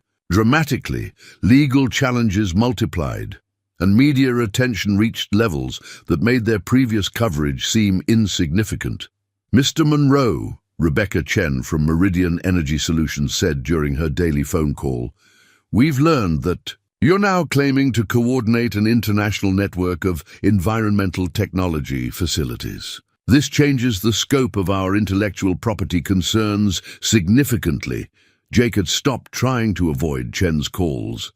Better to understand what corporate interests were planning than to be surprised by their actions. Our preliminary research suggests that technologies developed at various international facilities may infringe on patents held by our parent company and affiliated organizations, Chen continued. We're prepared to file comprehensive legal challenges unless this situation is resolved through negotiation. What kind of negotiation? Jake asked, though he suspected he knew the answer. Exclusive licensing agreements for all technologies, developed by your network, with appropriate compensation for patent holders and oversight to ensure proper commercial development. After Chen hung up, Jake called Dr. Santos to discuss the escalating corporate pressure. What she told him was both encouraging and alarming. Environmental lawyers around the world have been expecting this, Dr. Santos explained. Corporate interests have been monitoring sustainable technology development for years, waiting for an opportunity to assert control over promising innovations. Your decision to coordinate the network openly has given them that opportunity. But Dr. Santos also had good news. We've been preparing for this fight. Environmental organizations, academic institutions, and government agencies in 12 countries are ready to support the network's independence. The legal battle will be complex, but we have resources and determination to match anything the corporations can bring. Jake felt both relieved and overwhelmed by the scope of support the network had assembled. But he also understood that the fight would be fought on multiple fronts. With his family at the center of international attention they had never sought. There's something else you need to know, Dr. Santos continued. We've received information suggesting that corporate interests are planning more than legal challenges. They're organizing a coordinated campaign to discredit the network's work and question your qualifications to continue Tony's research. What kind of campaign? Media stories questioning whether sustainable technologies developed by independent researchers are safe or effective. Political pressure to investigate the network for tax violations or regulatory compliance. Personal attacks on network coordinators, suggesting they're unqualified or motivated by anti-corporate ideology rather than genuine environmental concern. Jake felt a chill that had nothing to do with the forest air. Are they targeting Rosie? Not directly, but they are researching your background, your finances, your personal relationships. They want to find anything that could undermine your credibility or suggest you're not capable of handling Tony's inheritance responsibly. That evening, Jake found Tony's final message in the underground laboratory, a recording that had been programmed to activate only after he had spoken with the global network and accepted coordination responsibilities. Jake, Tony's voice said, emanating from the central display screen, if you're seeing this message, then you've accepted the most important responsibility of my life. You're now protecting and coordinating work that could determine whether human civilization survives the environmental challenges ahead. The screen showed images of communities around the world that had been transformed by network technologies, refugee settlements that had become sustainable villages, agricultural regions that had adapted to climate change, urban neighborhoods that had achieved energy independence. The corporate pressure you're experiencing will intensify, Tony's voice warned. They understand that our network represents an existential threat to business models based on scarcity and environmental destruction.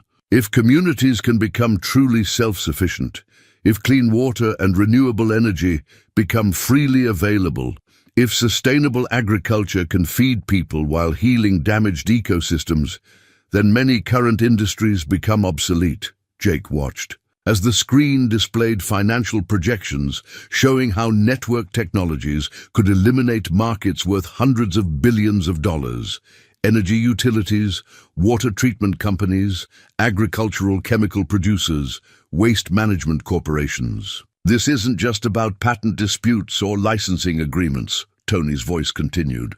This is about whether technological innovation will be used to create abundance and resilience for everyone, or controlled to maintain artificial scarcity that protects existing profit models. The recording revealed that Tony had been preparing for this confrontation for years.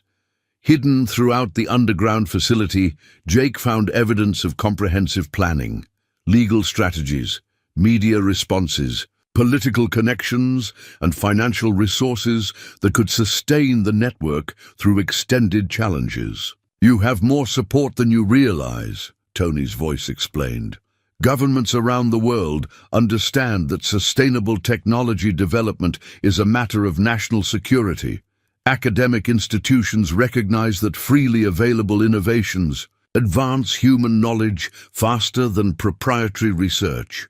Environmental organizations know that community-based solutions are more effective than top-down corporate programs. But Tony's final message also contained a warning that made Jake's blood run cold.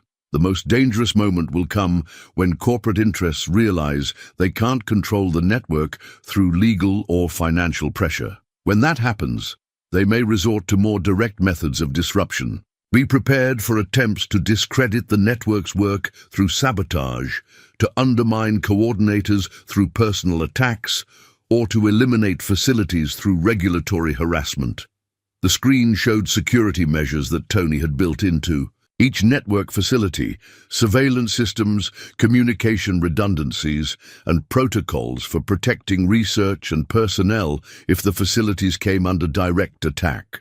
Remember, Tony's voice concluded, you're not just protecting individual technologies, you're protecting humanity's ability to develop and share innovations that could prevent environmental collapse.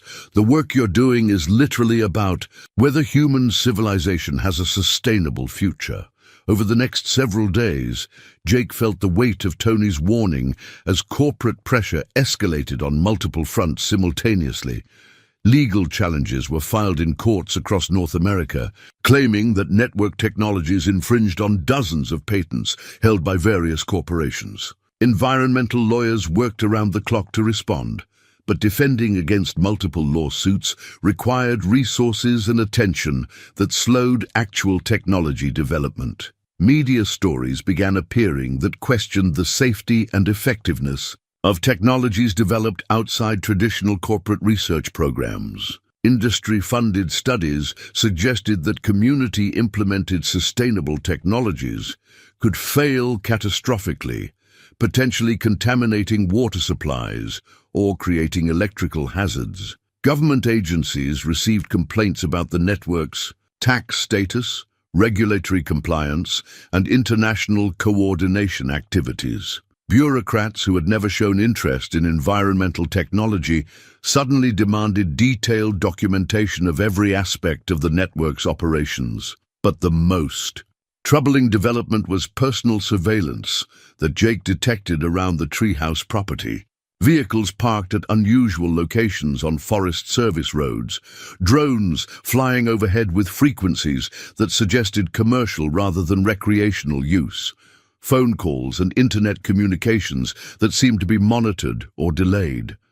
"Dad," Rosie said one evening as they watched the sunset from the observation deck, "are bad people watching us?"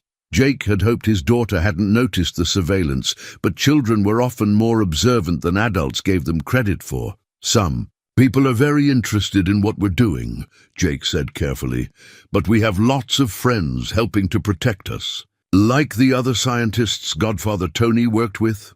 "Exactly like that," Dr. Santos called that evening, with updates that were both encouraging and concerning. "Environmental organizations around the world are mobilizing to support the network," she reported. "We're seeing unprecedented coordination between groups that have never worked together before. The corporate attack on your network has unified environmental advocates like nothing in recent history." But Dr. Santos also had warnings. "Our intelligence sources suggest that corporate interests are planning something more aggressive than legal challenges. We don't know exactly what, but security experts recommend increasing protection around all network facilities." Jake spent that night installing additional security measures that Tony had designed but never activated. Motion sensors throughout the forest around the treehouse, communication systems that could function even if normal phone and internet services were disrupted, emergency protocols for protecting essential research if the facility had to be evacuated. As dawn broke over the forest canopy, Jake stood on the observation deck, reviewing everything that had happened since that first visit to Tony's treehouse. In just a few weeks, they had gone from facing eviction to coordinating an international network of environmental innovations worth hundreds of millions of dollars. But they had also become the focal point for corporate interests that viewed freely available sustainable technology as an existential threat to business models worth hundreds of billions of dollars. Are you ready for this? Jake asked himself, looking out over the forest that had become both their sanctuary and their battleground. The question felt both terrifying and unnecessary. Ready or not, the fight for the future of environmental technology was about to reach its climax, and Jake and Rosie were at the center of everything that would determine the outcome. The corporate escalation came exactly as Tony had predicted. Suddenly, comprehensively, and with resources that Jake had underestimated, Jake woke to the sound of helicopters circling the treehouse property. Through the observation deck windows, he could see vehicles assembled at multiple access points to the forest, including roads he hadn't known existed. By 7 a.m., the entire area was surrounded by corporate security, government officials, and media. Crews. Rebecca Chen's voice crackled through a bullhorn. Mr. Monroe, this is a lawful action to secure potentially dangerous environmental technologies pending resolution of patent disputes and regulatory compliance issues. Jake's phone buzzed with an emergency call from Dr. Santos. Jake, they're moving against all network facilities simultaneously. We have reports from Switzerland, Morocco, the Philippines. Corporate interests and government agencies are attempting to seize control of the research installations. On what grounds? Patent violations, environmental safety concerns, international technology transfer violations. They've apparently been planning this coordination for months. Jake looked down from the treehouse at the assembled forces below. He counted at least 20 vehicles, including what appeared to be specialized equipment for accessing elevated structures. These people had come prepared to take the treehouse, by force if necessary. "Dad, what's happening?" Rosie asked, awakening to the sound of helicopters and bullhorns. "Some people are trying to take Godfather Tony's inventions," Jake said, his voice calmer than he felt. "But we're not going to let them." Jake activated the treehouse's master control system, the sophisticated network of technologies that Tony had integrated throughout the structure. Immediately, the treehouse transformed from a passive research facility into an active demonstration of everything Tony had developed. Solar panels adjusted automatically to maximize energy collection from the morning sun. Water purification. Systems activated to demonstrate their capacity and efficiency.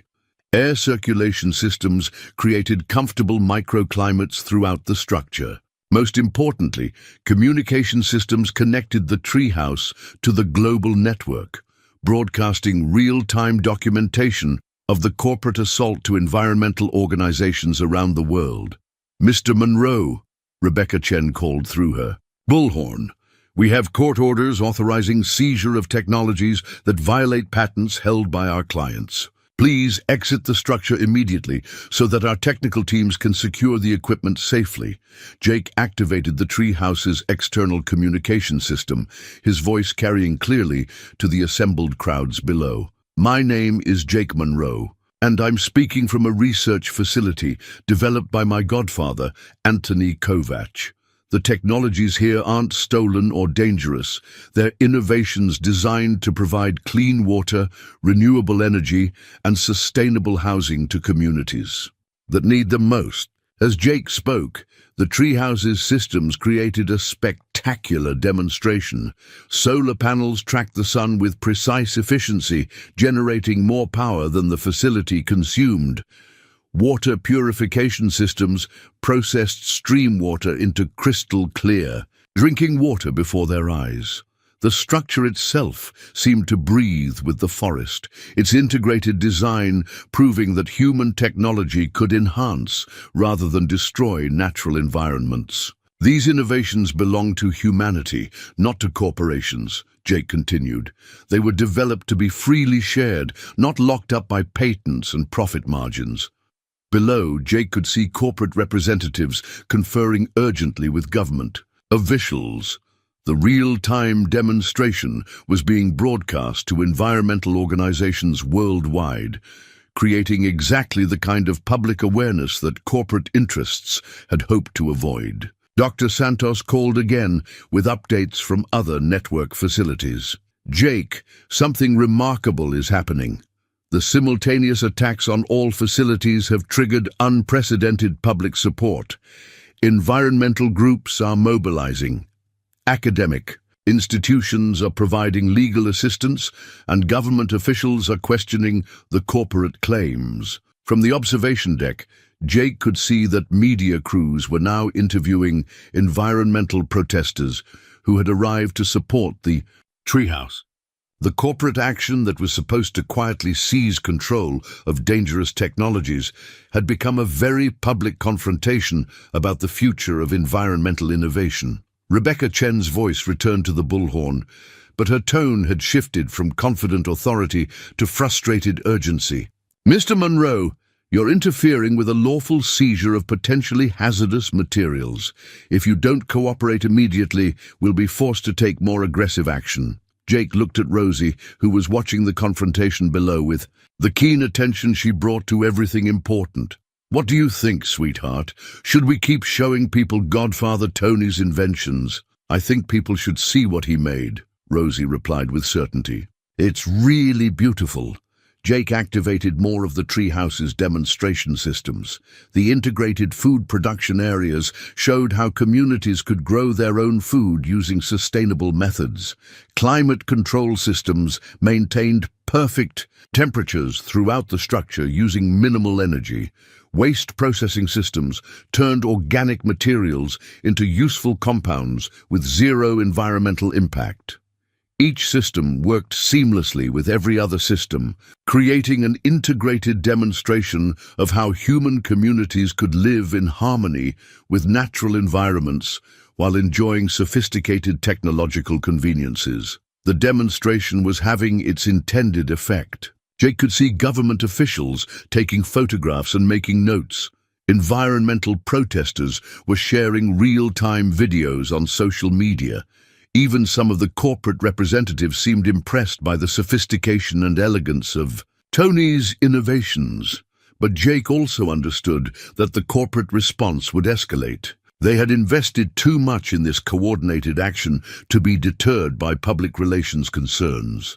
The standoff continued for 3 hours before Jake received the call that changed everything. "Jake, this is Dr. Elena Rodriguez from Morocco. We have extraordinary news. The corporate actions against our facilities have backfired completely. Instead of seizing control of our technologies, they've created a global movement for freely available environmental innovations." Jake looked down at the assembled crowds, which had grown substantially as word spread through social media and environmental networks. What kind of movement? Environmental organizations in 50 countries have announced coordinated support for the network. Academic institutions are offering legal and technical assistance. Government officials are questioning the patent claims and demanding public hearings about corporate attempts to control sustainable technologies. As Dr. Rodriguez spoke, Jake could see the atmosphere below changing. Government officials were now interviewing environmental protesters rather than supporting corporate representatives. Media crews were focusing on the treehouse's technological demonstrations rather than the seizure attempts. More importantly, Dr. Rodriguez continued, communities around the world are announcing plans to implement network technologies regardless of corporate patent claims. If corporations want to stop freely available clean water and renewable energy, they'll have to sue thousands of communities simultaneously. Jake felt a surge of hope that he hadn't expected. The corporate pressure is actually helping spread the technologies? Exactly. By trying to control our innovations through legal intimidation, they've created exactly the kind of public awareness we needed to make the technologies truly unstoppable. Rebecca Chen's voice returned to the bullhorn, but now she sounded desperate, rather than authoritative.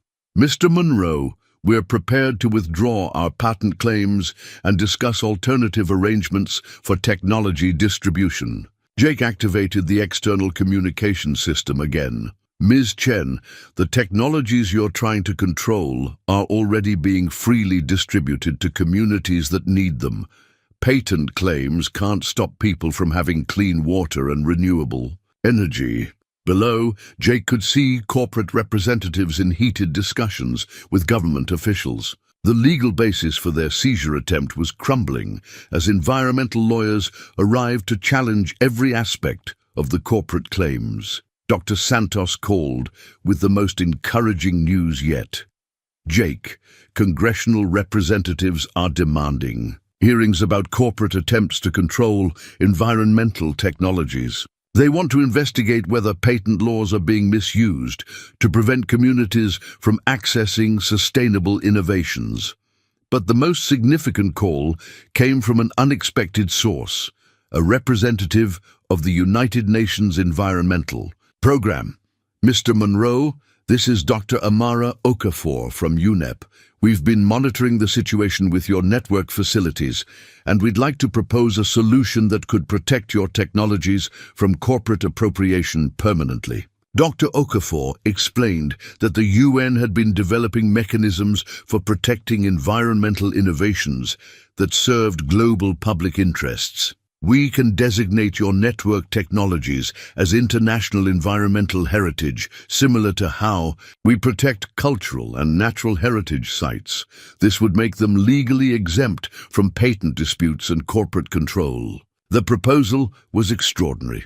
International protection that would make the network's technologies permanently available to communities worldwide, regardless of corporate interests or patent claims. What would this mean for the network? Jake asked. Your technologies would be officially recognized as serving global environmental security interests. Communities could implement them freely. Academic institutions could study and improve them openly, and corporations couldn't use legal challenges to prevent their distribution. As Jake considered the UN proposal, he realized that Tony's plan was working exactly as intended. The corporate assault on the network had created the public awareness and political support necessary to protect environmental innovations permanently. Jake activated the Treehouse's communication system one final time, addressing not just the crowds below, but the global audience that was now following the confrontation through social media and environmental networks. My godfather, Tony, spent 30 years developing technologies that could help communities become sustainable and resilient, Jake said.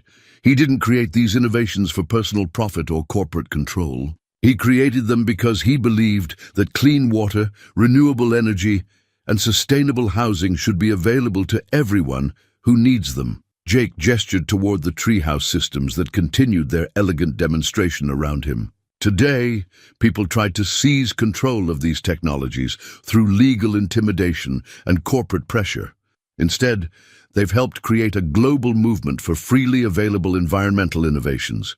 Below, Jake could see that the corporate representatives were packing up their equipment and preparing to leave. The seizure attempt had failed completely, and continuing the confrontation would only generate more negative publicity for their clients. The future of environmental technology won't be determined by patent disputes or corporate profits.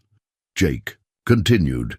It will be determined by communities that implement these innovations to meet their own needs, by researchers who continue developing them openly, and by governments that protect them as global public goods. As afternoon turned to evening, the crowds began to disperse, but not before environmental organizations had documented every aspect of the Treehouse's systems and announced plans to implement similar technologies in communities around the world. Dr.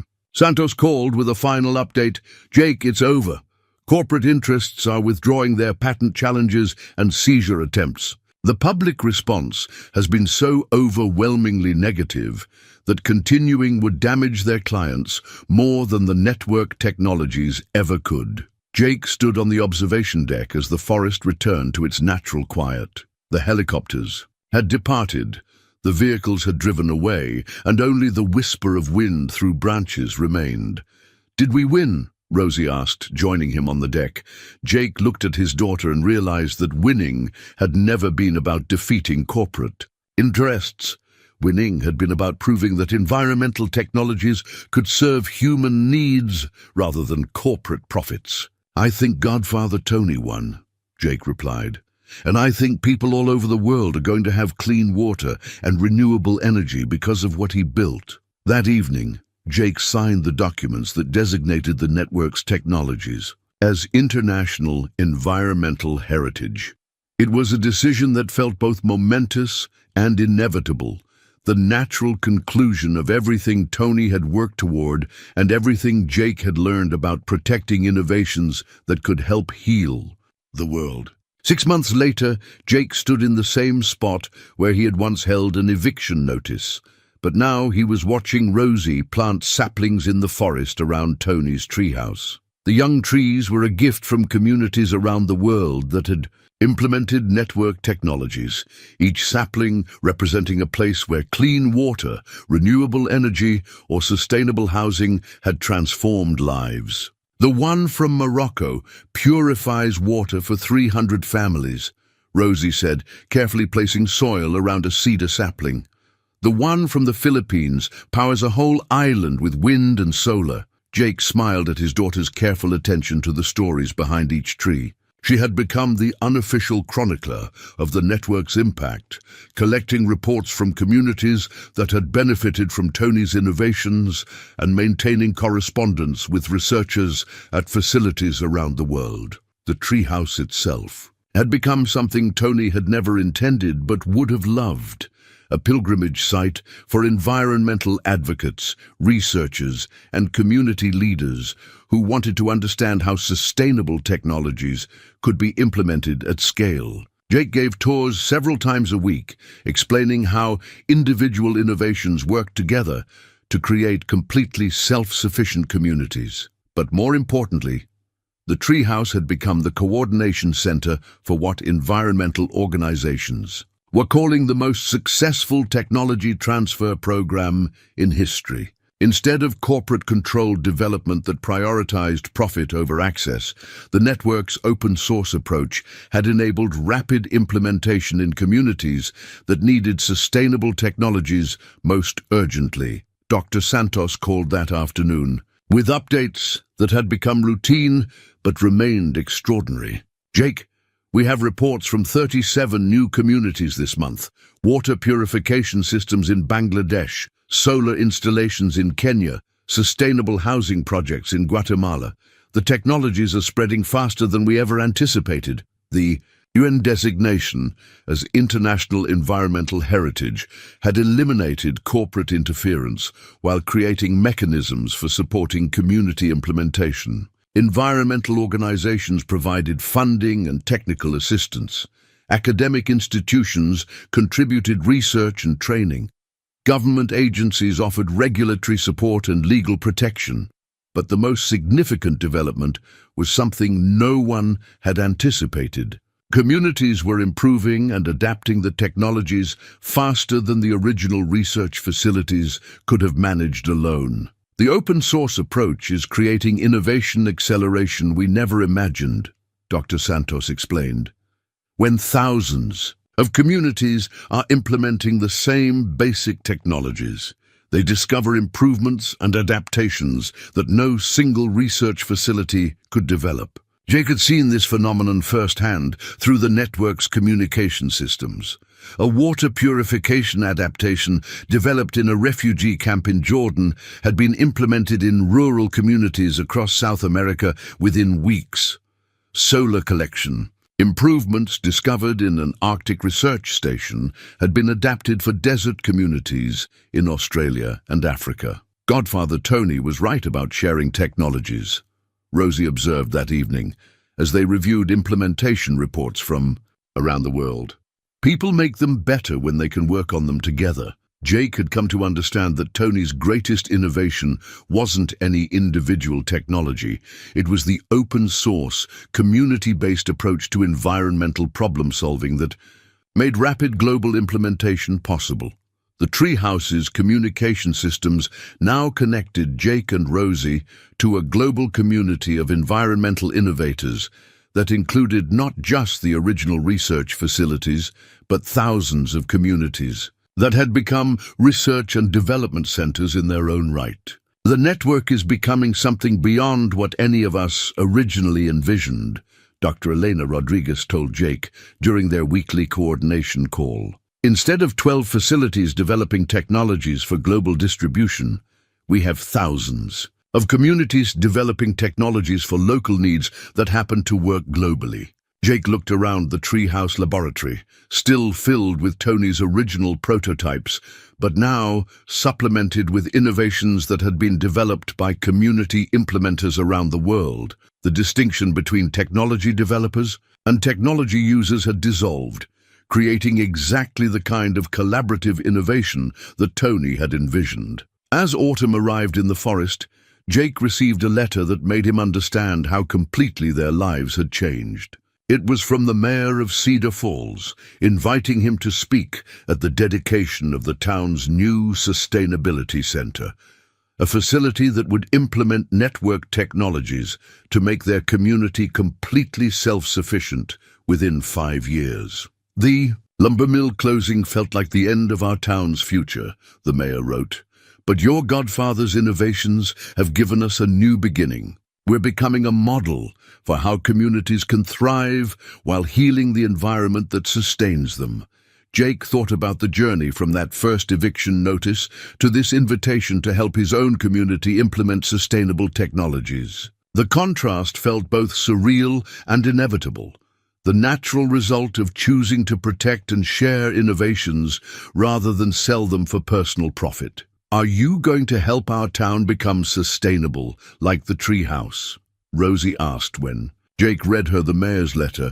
I think we're going to help lots of towns become sustainable, Jake replied. That's what Godfather Tony wanted. That evening, as father and daughter watched the sunset from the observation deck, Jake reflected on everything that had changed since they first climbed the stairs to Tony's treehouse. They had gained not just financial security, but purpose that connected them to a global community, working to heal the relationship between human civilization and the natural world. The forest around them was quiet, except for the whisper of wind through branches and the distant sound of water flowing through Tony's purification systems. Solar batteries hummed softly, storing energy from the day's sunlight. The integrated systems that Tony had built worked in perfect harmony with the forest environment, proving every day that human technology could enhance rather than degrade the natural world. Dad, Rosie said, as stars became visible through the forest canopy. Do you think Godfather Tony knows what happened? Jake looked at his daughter, silhouetted against the treehouse's gentle lighting, and felt Tony's presence in her thoughtful question and his own certainty about the answer. I think he knows exactly what happened, Jake replied, and I think he's proud of what we've all accomplished together. As they went inside for the evening, Jake noticed new growth around the base of the massive redwood tree, young shoots that were part of the tree's natural regeneration cycle. Tony had explained once that redwood trees could live for thousands of years, creating forests that sustained themselves through cycles of growth, adaptation, and renewal. The metaphor seemed perfect for what they had inherited and were helping to nurture. Tony's innovations weren't just technological solutions to environmental problems. They were the foundation for a new approach to human civilization that could sustain itself through generations of growth, adaptation, and renewal. The eviction, notice that had once seemed like the end of everything, had actually been the beginning of something extraordinary. What people had called worthless had proven to hold the deepest value, not just for Jake and Rosie, but for communities around the world that were discovering how to live in harmony with the environments that sustained them. As Jake tucked Rosie into the bed that folded down from the treehouse wall, he realized that Tony's greatest gift hadn't been the technologies themselves, but the understanding that true wealth came from helping others create abundance and resilience for themselves. They had inherited a treehouse worth millions of dollars, but they had chosen to use it to help create a world where clean water, renewable energy, and sustainable housing were worth far more than money. They were the foundation for hope.